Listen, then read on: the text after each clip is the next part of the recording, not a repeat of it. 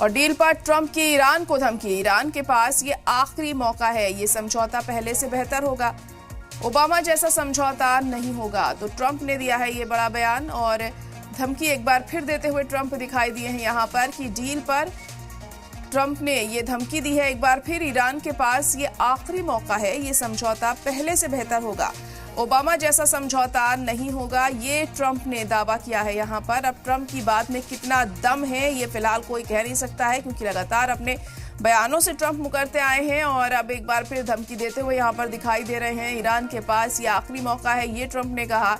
ये समझौता पहले से बेहतर होगा, ये भी ट्रंप कहते हुए दिखाई दे रहे हैं। ओबामा जैसा समझौता नहीं होगा।